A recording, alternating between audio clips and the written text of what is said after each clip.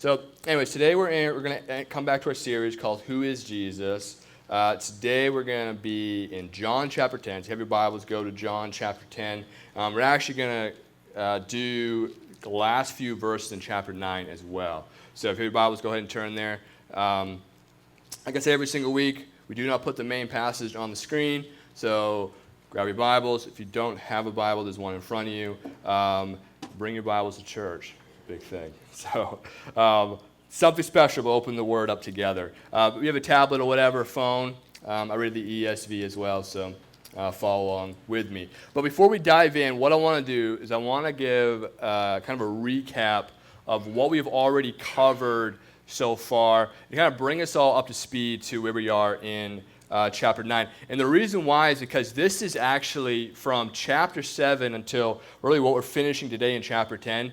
This is all at the time of the Feast of Booths. So it's all within like a 1 to 2 day period. It's all kind of in that time frame. And so we kind of need as this week we're finishing up this dialogue that you just had with this crowd that lasted, like I said, either 1 to 2 days. It was only a couple days at a time.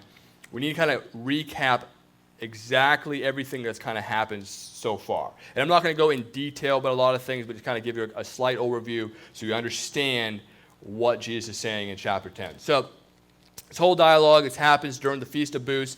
Feast of Booths is this giant festival that the Jewish people would have during the fall, and Jews would travel from all over the place to come to Jerusalem to celebrate this festival together. And what Jesus does in chapter 7, he goes to this feast, he gets up in front of the crowd, and he sparks controversy like he normally does. He starts to make claims about himself, about him being God, and this ticks off the Jews very much. And so the Pharisees, they want to arrest him at that moment, charge him with blasphemy, because he's claiming that he's God, and blasphemy, according to the Old Testament law, is deserving of death. So the Pharisees wanted to charge him with blasphemy and kill him. That's what they wanted to do. But it tells us in chapter 7, no one dares to arrest him. No one dares to do it because what's happening, we're going to see this in chapter 10 as well today, is there is much division arising over who Jesus is. Some people start to think that he is the Messiah. He was the guy that was prophesied hundreds, even thousands of years ago. Like, this is the guy. He's come. He's the Messiah. He's the Son of God, the one that we've been waiting for all these years. He's finally come to us. But others insist that this man, most of the Pharisees believe this, that he was an imposter, he's not the Son of God. In fact, many people even claim that he has a demon in him, and he's basically an agent of Satan. And so there's division happening, and then in John 8, Jesus makes a statement that carries its way through into chapter 9 and some of what we're going to talk about today. And in John 8, verse 12, Jesus says, I am the light of the world. Whoever follows me will not walk in darkness, but will have the light of life. It's a very bold and powerful statement, I am the light of the world. And then in chapter 8, he goes on to tell the entire crowd, most likely in the thousands of people, hundreds and possibly even thousands, he tells the entire crowd they're all blind. Every single one of them. You're blind. You're blind because you sin. And because of the sin you commit, it enslaves you. It keeps you from receiving sight. It traps you. And Jesus said the sin will ultimately kill you. It's going to lead you to death. And Jesus says the same sin that you commit is the same sin that Satan does. Jesus goes on and tells the entire crowd that they're all sons of Satan. They're of the devil. And because they act in Satan's character, because they do the same thing Satan does, they're acting like their father, Satan. This is pretty harsh. Like I said, when I preached through this a few weeks ago, I would never, ever tell somebody that. I wouldn't even dare tell somebody that. But Jesus does it. He says, you guys are all sons of the devil because you sin just like your father. Well, if that wasn't enough, then Jesus makes a statement at the end of chapter 8 that really sets him over the edge. In chapter 8, verse 58, Jesus says, before Abraham was, I am. And this is a very important statement because it's very clear what Jesus is saying here. He's saying he's God. He's saying, before Abraham was, I am. Not I was, but I am. He's claiming that he transcends time. He's greater than the father Abraham. He's before him. He always was. He always will be. And he's past, present, and future. He's the beginning and end, the Alpha and Omega. He is everything all at one. Only something God can claim. No one else can make this claim. And he's also, when he says before Abraham was, I am, he's also using the same name God gave to Moses at the burning bush, where God told Moses, my name is I am who I am.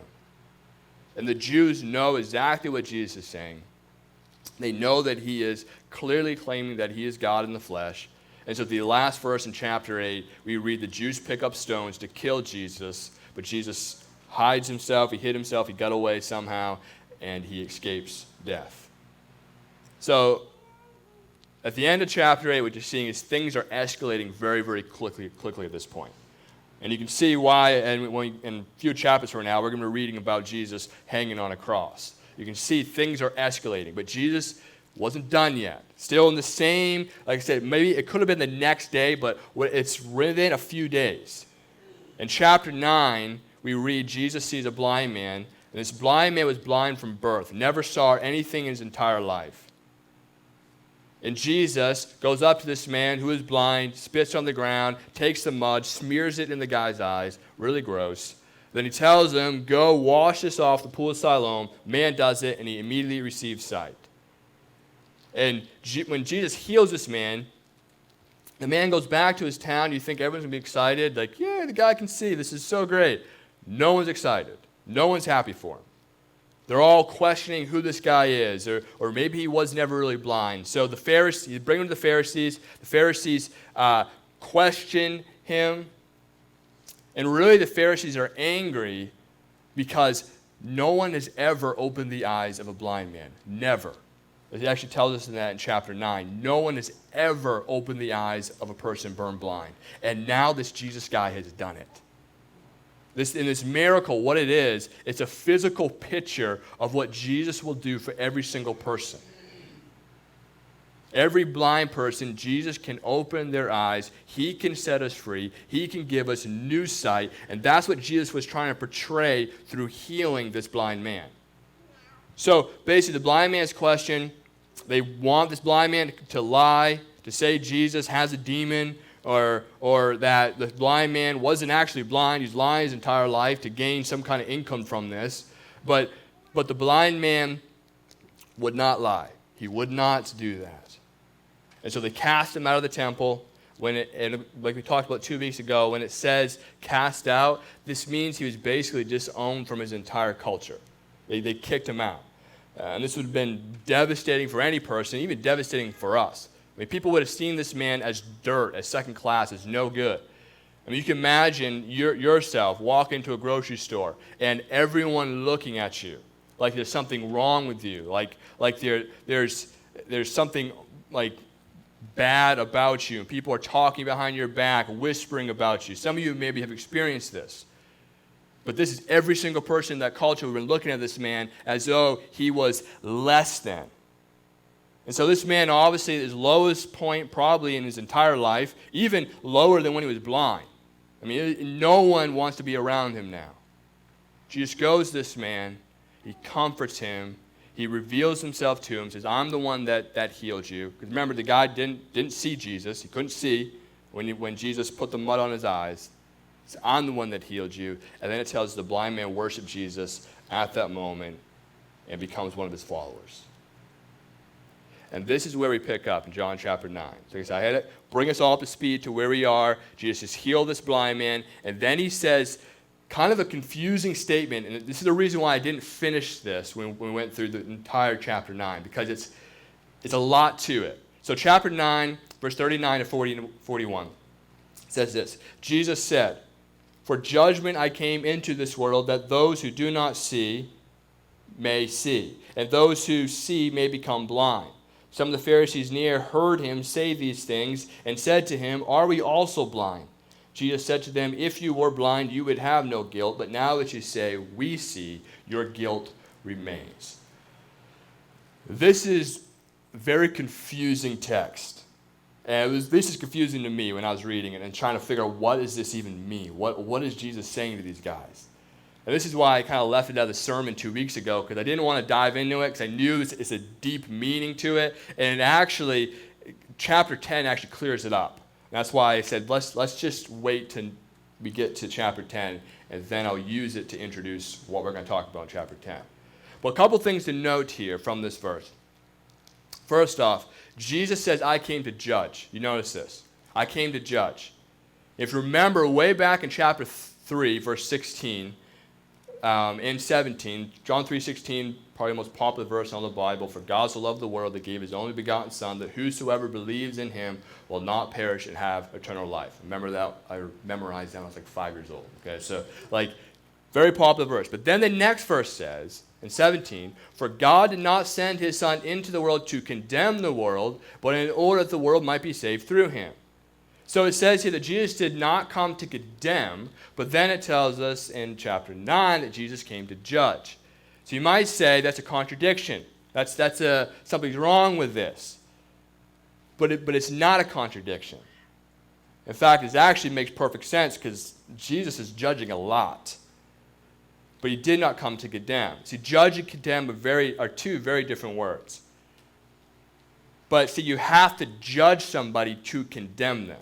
Right? You follow me? You have to judge somebody to condemn them. Condemn means normally to punish somebody, usually by death. You're punishing somebody, putting them on death row, going to most likely kill that person. But all throughout Scriptures, Jesus did not kill one person. He didn't condemn anyone. He didn't punish any person while physically on earth. He never punished anybody. The only punishment was actually poured out on Jesus. Jesus was condemned so that we could be saved. He bore our punishment. It was actually, he could have come and condemned all of us, and we would have been rightfully so. He could have done this, and we would have deserved it. But he did not do it. Instead, what he did was he was condemned. He took our place on the cross, where it should have been all of us hanging on that cross. But Jesus, follow me, however, did come to judge. In fact, a lot of what Jesus does all throughout the Gospels, and a lot of what he's doing here is judging. Because judging, what it is the definition is to come to conclusions or decisions about a person. I mean, what we just covered in chapter 8 was very judgmental. He called the entire crowd sons of the devil. That is judgmental. Like I said, I never would do this. I wouldn't even dare do this. And I know as Christians, many times we're so afraid to judge, and I'm not saying we should judge people, but there is in some ways, as Christians, we can judge sin. Right? We can look at sin and say, that is wrong. You should not be doing that. And that is exactly what Jesus does. He calls out sin. He calls out hypocrisy. He calls out things that are wrong. He does judge at that point, not by appearance, not by looks, not by the way they smell, not by any of that, but the sin that's in his life, he does judge that. And this is the reason why the Pharisees hate him. They hate him because of this. Because he's always judging them. He's always pointing out their flaws. And the Pharisees think that they had no flaws. The Pharisees thought they were the most righteous people in all the world. They were basically sinless, or they thought themselves to be. And everyone around them, all the Jews thought the Pharisees were up on this pedestal, and that's who we want to be. They're the perfect ones. We want to be like them. And Jesus calls out their hypocrisy, calls out their sin constantly. It's no wonder the Pharisees want to kill him. So follow me what Jesus does in these next few verses, because he's really judging the Pharisees once again. What he's doing is he's creating a dividing line. This is going to make sense when we get into chapter 10. He's creating a dividing line, something that Jesus does very common. Everything to Jesus is basically black and white. This is the way it is. This is the truth. There's no middle ground. With sin, this is not sin. If you're doing one of these others, you're sinning. You're doing something wrong. There's no black and white area. So what Jesus is doing is he's creating a dividing line.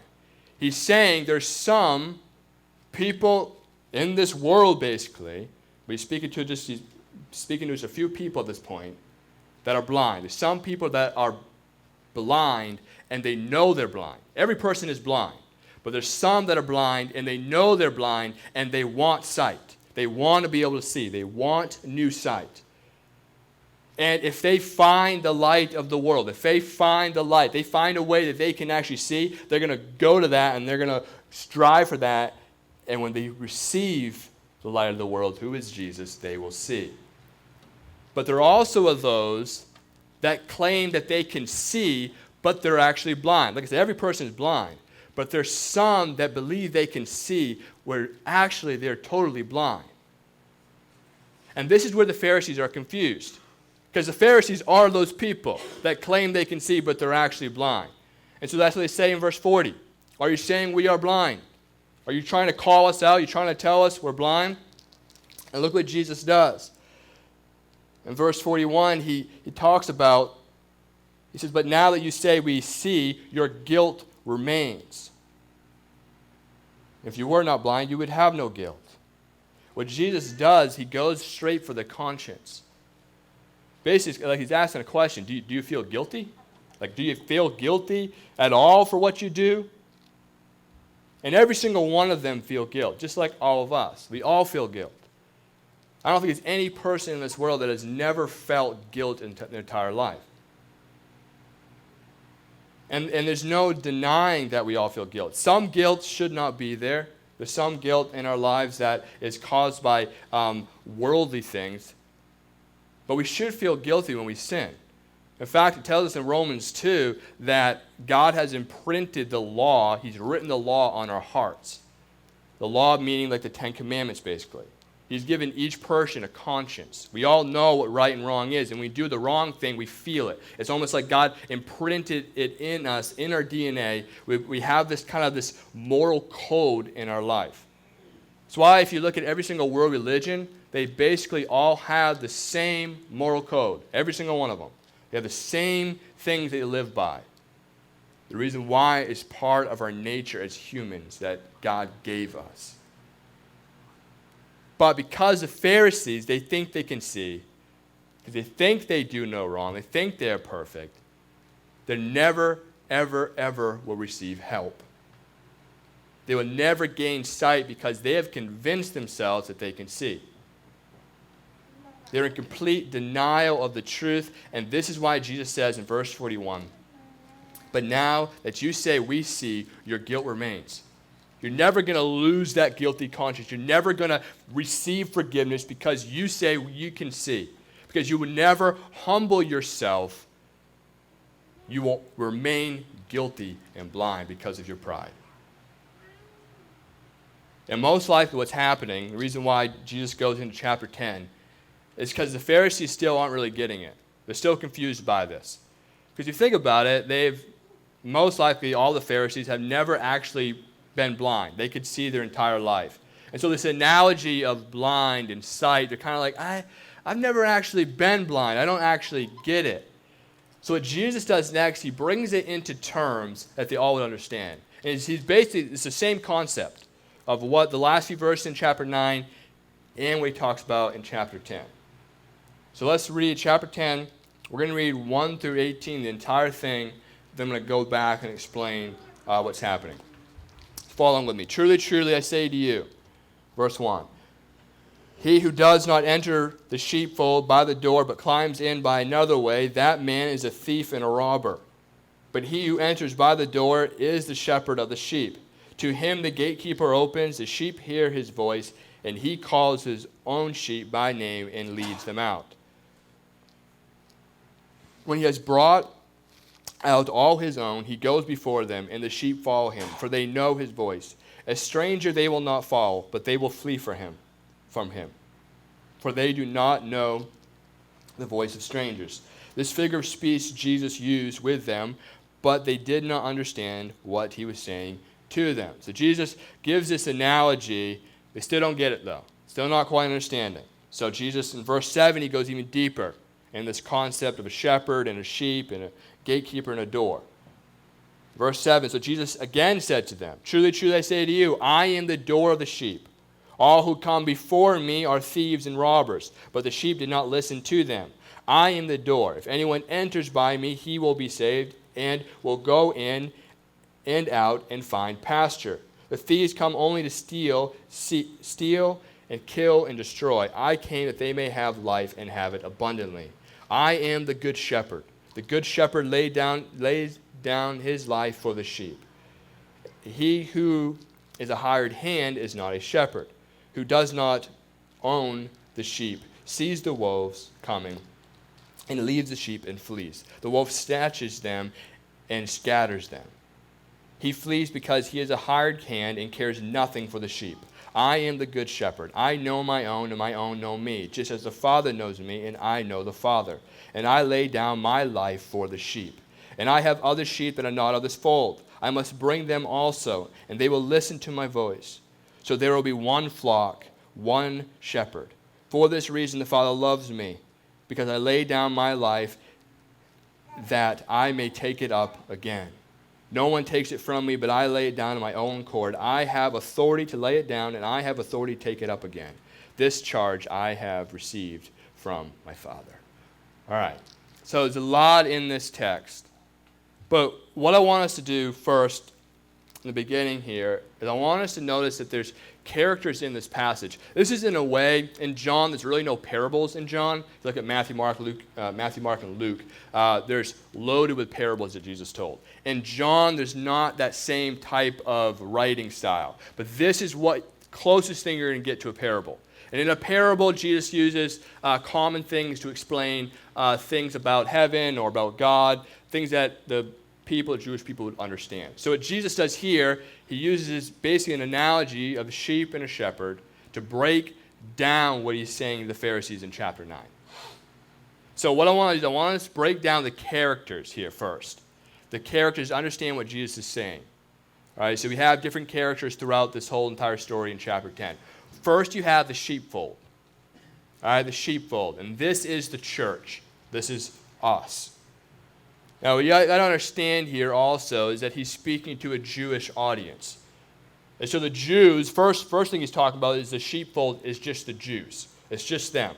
Because the first church was comprised of just Jewish people. All 12 of the disciples were Jewish. Jesus was Jewish. The church started in Jerusalem.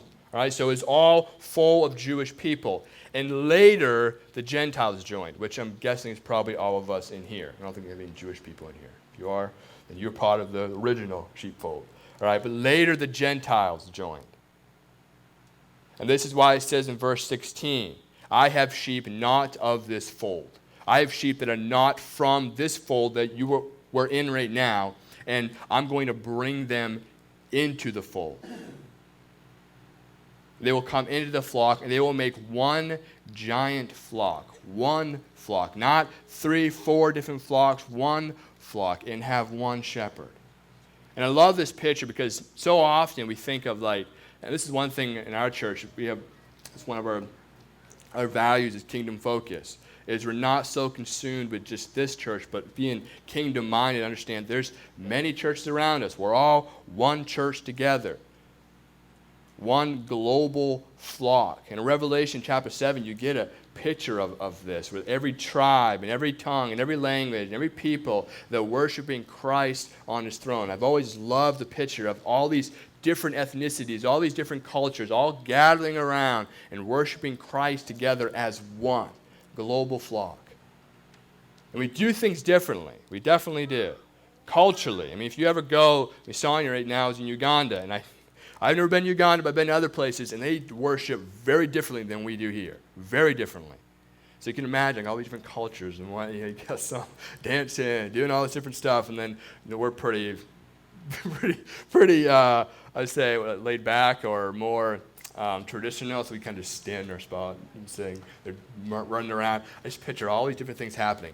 That's the global flock. One global flock. One church. But the next character we have is a shepherd. So the flock, the sheepfold is us. The next thing you have is a shepherd. And it's obviously clear who the shepherd is. Jesus says 2 times in this passage, in verse 11 and verse 14, he says, I am the good shepherd. One of these I am statements Jesus makes. So the shepherd is clearly Jesus. But it also says he's a good shepherd. Not just any shepherd, he's a good shepherd, meaning that he is the one and only true shepherd. There's no other shepherd but him. He's the only one that actually loves the sheep. Like loves them, not just this emotional love. He loves them. He's committed to them. He cares for them. And there's no other shepherd like him. There never will be a shepherd like him. And he's not like the hired hands. In verse 12, it says the hired hands, where who does not own the sheep. He sees the wolf coming. He leaves the sheep and flees. And the wolf snatches them and scatters them. He's not like the hired hands. And he's referring to in this passage is the Pharisees. The ones that really honestly care nothing for the sheep. They don't care if they get snatched up or get blown away by something else or they die. They care nothing.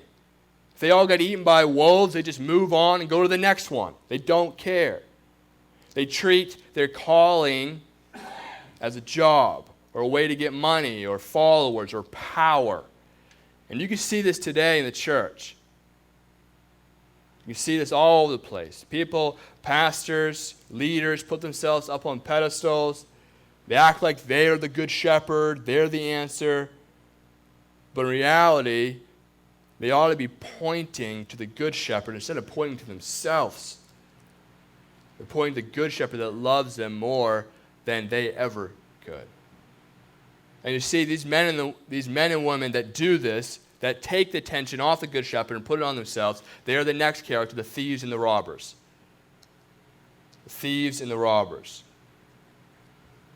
These people, they enter into the fold, not through the door, but they find another way to get into the sheepfold.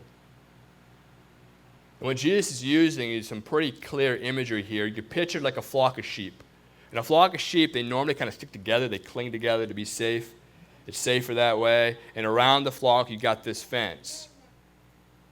And the only true way to get into the flock is to enter by the door, by the fence, which is guarded by the gatekeeper. The only way in is to go through the door. But you see what the thieves and robbers are going to do is they're going to see the fence is down, the fence is low, and they're going to try to hop over that fence. Or what they're going to do is they're going to see sheep that have drifted away from the flock, and they're going to try to lure them over. And tell them the grass is much better over here. Come try this grass. Come try this thing. Come on, you know you want to try this. These thieves and robbers, they know the sheep's weakness, and they understand how weak the sheep are, and honestly, they understand how stupid the sheep are. Sheep are like the most stupidest animals out there. And yes, we are the sheep. So I don't know what Jesus is saying, all right? Jesus, I guess he's calling us all stupid, but he loves us, so it's all good. But we are, honestly. We constantly fall into the schemes of the thieves and the robbers. Because the thieves and the robbers know that we're so easily deceived. And their sole desire is to harm the sheep.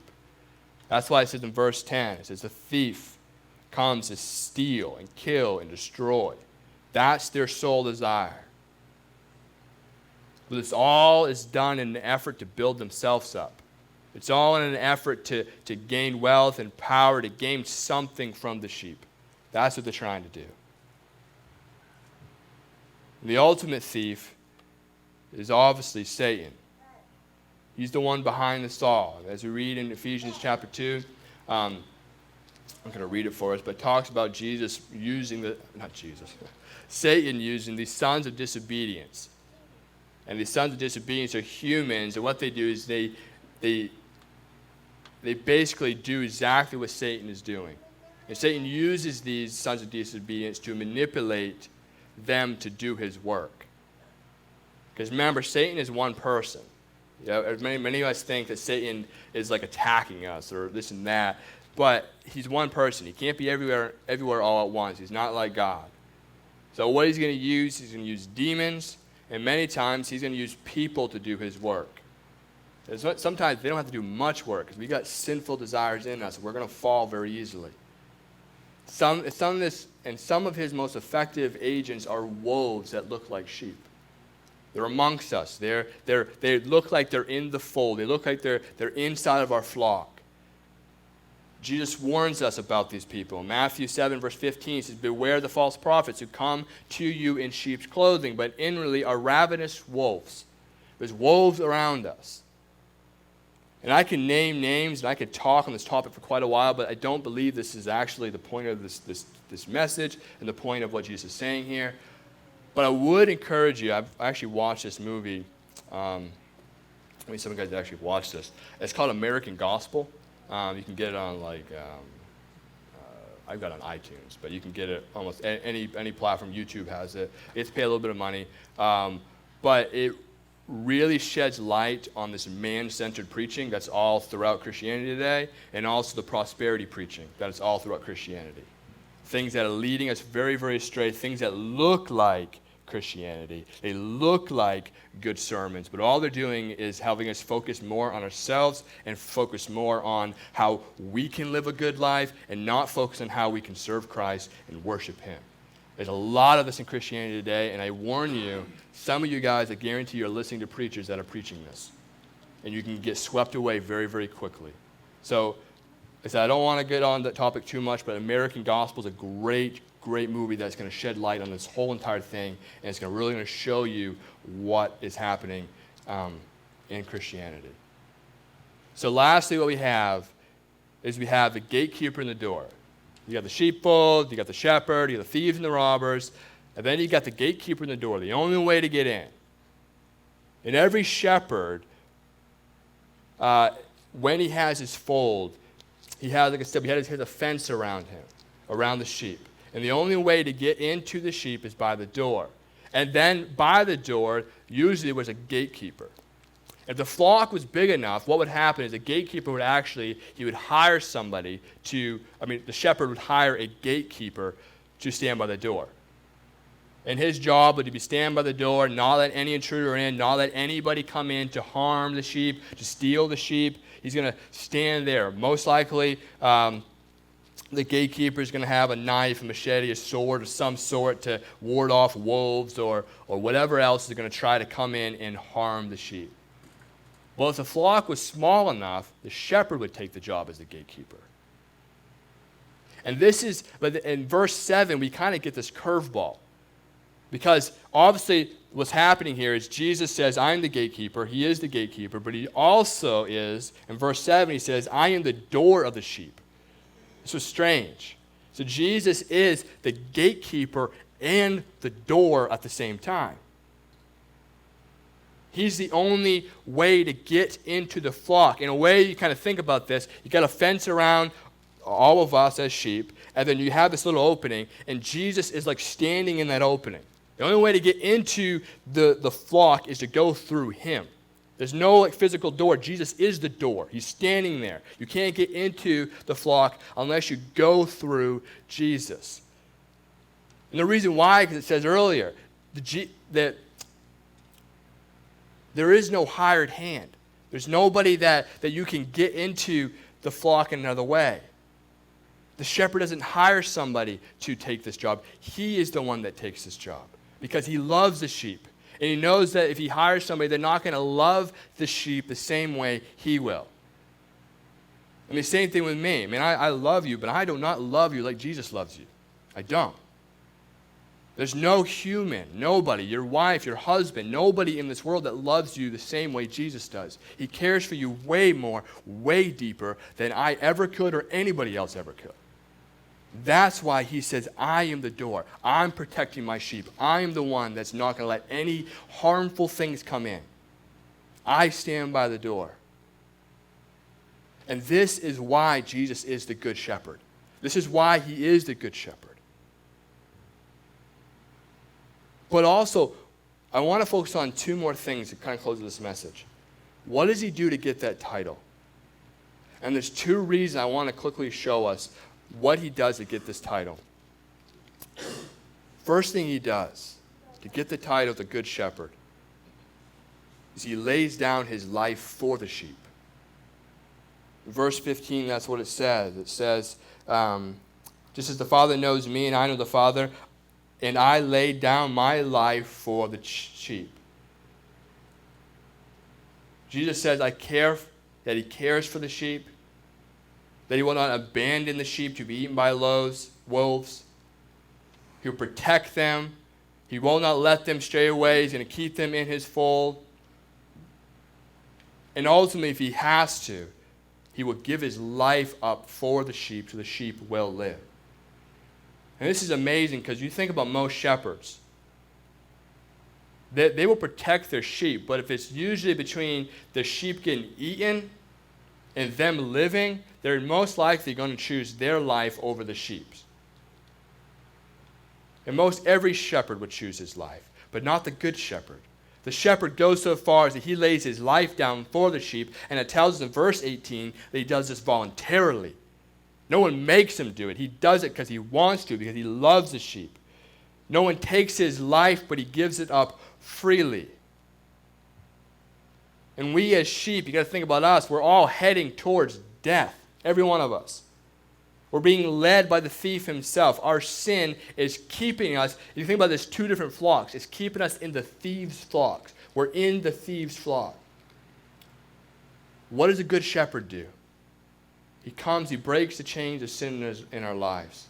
The sin that keeps us enslaved to the thief, he breaks those chains that are leading to death. And he came, as it says in verse 10, he came to give us life and life abundantly. And how does he do this? He does this by laying down his life for the sheep so the sheep could live. And this is the gospel. Jesus laid down his life on the cross for all of us so we can be saved. He paid the penalty of sin by dying on the cross once and for all. He broke the chains of sin so that we could call upon his name and we could be saved. And here's the most amazing news, because that's amazing. The shepherd laying down his life for the sheep so we could live. There's wolves coming in. The shepherd says, no, I will take it. I'm going to take the blow so you can live, so you can have eternal life. But look at the next thing the shepherd does. The next thing he does not abandon the sheep. He does not abandon the sheep. Verse 17, it says, for this reason the Father loves me, because I lay down my life and I will take it up again. And then in verse 18, it's very similar. I have authority to lay it down, and I have authority to take it up again. Jesus says, I will lay down my life, but I'm not going to stay dead. I'm going to take my own life up again. I mean, it's great the shepherd's going to lay down his life for the sheep, right? It's a great thing. But if the shepherd stays dead, there's nobody that can care for the sheep anymore. There's no one to protect the sheep. I mean, if Jesus lays down his life for us, that's great. But if he doesn't ever come back to life, he just dies and then that's it. There's no one to protect us, no one to care for us, no one to love us. But Jesus says, I am the shepherd that will not stay dead. I'm going to lay down my life. I'm going to protect you. I'm going to save you from the thief.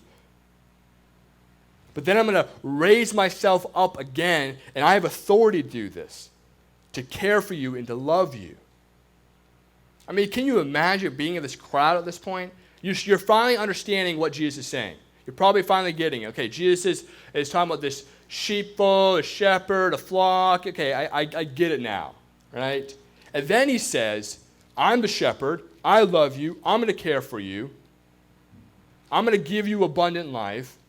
And the way I'm going to do this is by laying down my life for you, but then I'm going to raise myself from the dead. I mean, this is crazy. You imagine hearing the Pharisees and even this blind man hearing this for the first time, thinking, you are literally insane, Jesus. You're going to die and then raise from the dead. This doesn't make sense. But listen, this is what makes him so good. This is what makes him such a good shepherd. And this is why there's no other shepherd like him. He will not abandon us. He is still the good shepherd. He still guides us. He still protects us. He still loves us. He still gives us life. And this is why you find so many encouraging passages in Scripture. I want to read a few of these passages that tell us throughout the New Testament of what Jesus will do for us. Matthew 11:28 says, come to me, all who are weary and burdened, and I will give you rest. 1 Peter 5:7 says, cast all your anxiety upon him, for he cares for you. Then you have John 14:27, peace I leave with you. My peace I give you. I do not give it to you as the world gives. Do not let your hearts be troubled, and do not be afraid. I mean, I could list, I got more here, I'm not going to go through them all, but I could list verse after verse after verse of Jesus, our shepherd, saying, I am not going to abandon you. I'm going to be there with you. I'm going to guide you through the deepest and darkest points of your life. I'm there with you.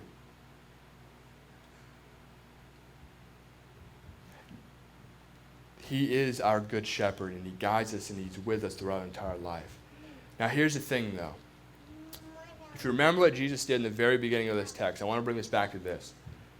He made a dividing line. He said, there are some of you that are blind and you want to see, and there are some of you that are blind and you think you can see. Both of you are blind, but only one of you wants help. And what Jesus does, he does the same thing here. There are those of you who are being shepherded by an imposter, by a thief. And there's some of you that are fine following that imposter, even if it leads to death. And there are those of you that your shepherd is the thief, but you want a new shepherd.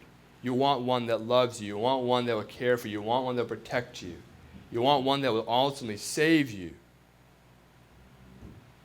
And the Pharisees in the crowd, they get what Jesus is saying at this point. They understand this dividing line. They finally get what Jesus is saying by they're blind. And you look at these last three verses in chapter 10. I want to close out with this. 19 to 21.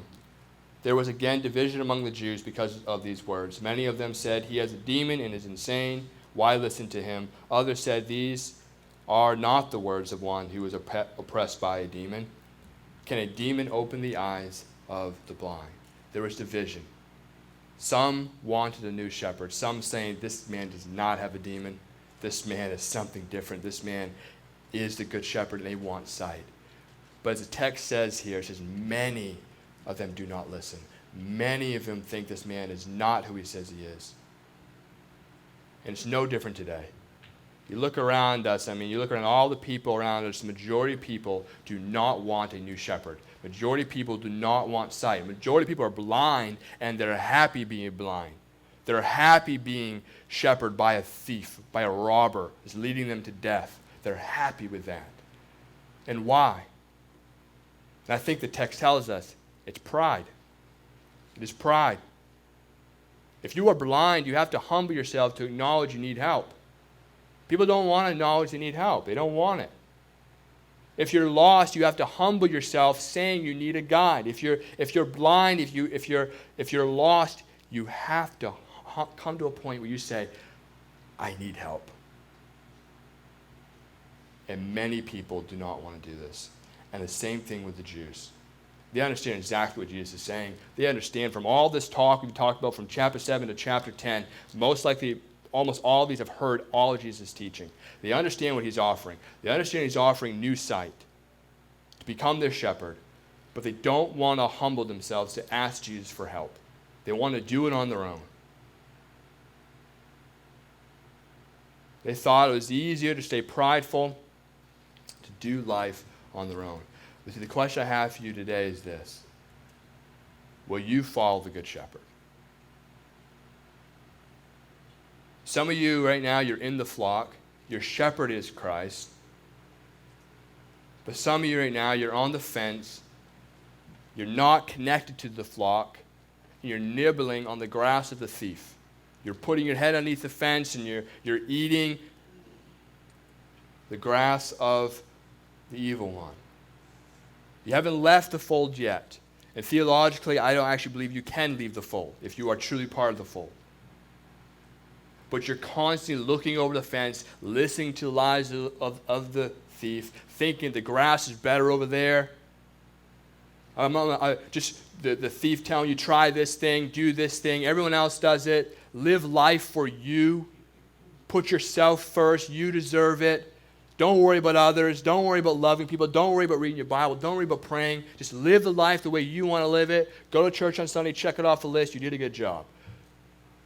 That's not what the Bible teaches, and that's not what the shepherd wants for you in your life.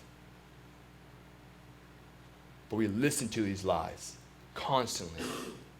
And instead of looking to the good shepherd who says, I have life and to the full, I have life to abundantly. You want a good life. You want to live a life that's full of peace and just contentment. It's in Jesus. That's what he says. I will give you life and to give it to you abundantly. But instead of looking to him, we're looking to everything else in this world to give us something. And there's some of you that maybe you're not even in the flock at all. Maybe you're not even, maybe you're still on the outside. And will this be the day that you turn to the good shepherd? You turn to the shepherd and you say, I want you. You will hear his voice, as it says in this text. You hear his voice and you will come to him and become one of his sheep. You ask him today to save you, to forgive you of your wrongs, of the sins that you have done. And he will make you new. He'll give you a new sight, and he will guide you. And Christians, may I just encourage you right now that we have a truly amazing God. One that loves us, one that saves us, one that does not abandon us, but walks with us through every single thing that we go through in life. And may that encourage you throughout this week. Think that you have a good shepherd that loves you and cares for you, and he will not ever leave you. And that is amazing news. Let's bow our heads and let's pray.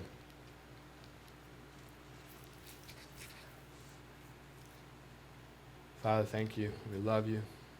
Thank you for this word. Thank you for these people, Lord. You are the good shepherd. There is none like you. And God, I know in my own life, I always am being tempted by this and that, and it's constantly the thief is trying to stray me away from true life, from the real thing, from you. And I know around this room, it's the same thing. We're always struggling with this. We're always battling sin. We're always battling the thief, God. God, I pray that you will give us the strength to focus on you, to love you, to live for you completely in our lives. God, I pray that you are our shepherd. You guide us. You lead us. Show us where you want us to go. Whatever decision we got coming up in our life, whatever it might be, God, show us and guide us in that decision. You are good and you are awesome. We love you. And you love us. That's some amazing news, Lord. I pray you give us encouragement this week. I don't know what everyone's going through in this room, God. But I pray you give us encouragement in your word. Build us up, God, and help us to live completely for you, Lord. I pray you change hearts, God. Change lives. Become people's shepherd today. Give people new sight. You are good and we love you. It's in your name we pray in Jesus' name. Amen.